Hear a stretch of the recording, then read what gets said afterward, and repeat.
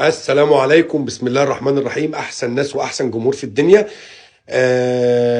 بسم الله الرحمن الرحيم. اللهم صل وسلم وبارك على سيدنا محمد وعلى اله وصحبه اجمعين. ربنا يتقبل منا ومنكم يا رب صالح الاعمال في الايام المباركه ديت، ويبلغنا ليله القدر ويعفو عنا يا رب ويغفر لنا. طلع اتكلم معاكم في موضوع. بصراحه يعني حسيت ان هو موضوع ايه يعني. آه موضوع ما فيهوش منطق. راجل ملهوش احقيه اصلا في رئاسه نادي الزمالك.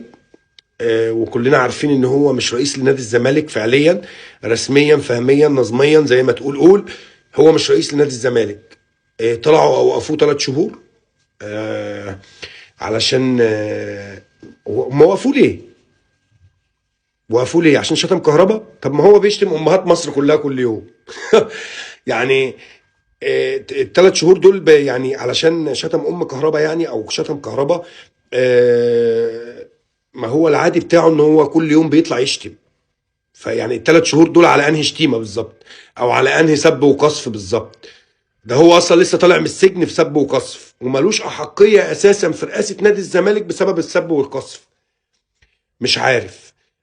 ده قرار ابهرني بشكل كبير. من اتحاد، خلينا نقول عليه اتحاد الكوره، يعني احنا خلينا واحنا بنتكلم نقول عليه اتحاد كوره، مع ان انا يعني انا ما بعترفش بيه ان هو اتحاد كوره.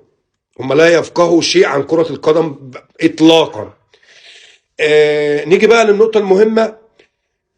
انتوا عايزين تراضوا الراجل، والراجل عايز يتراضى بان كهربا ما يلعبش ماتش السوبر يوم 5/5. فكنت ممكن توقفوا مثلا الماتشين اللي هيتلعبوا قبل السوبر وماتش السوبر. يعني خلينا متفقين يا عم على كلامكم ان كهربا اخطا. تمام، خلينا متفقين ان هو اخطا، مع ان انا شايف ان هو ما اخطاش، بس خلينا متفقين ان هو اخطا. تمام.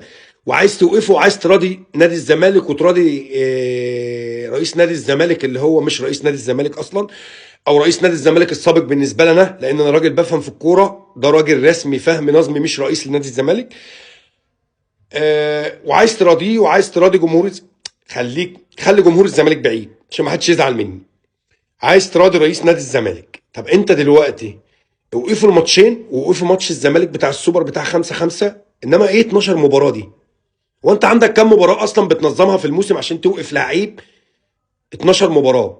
وبعدين ده لعيب منتخب مصر، يعني الحاجة الوحيدة اللي اكتر استفادة مستفيدينها من كهربا هو منتخب مصر. اكتر حد في الاحتياج ليه هو منتخب مصر. 12 ماتش ايه؟ ومليون جنيه ايه؟ مليون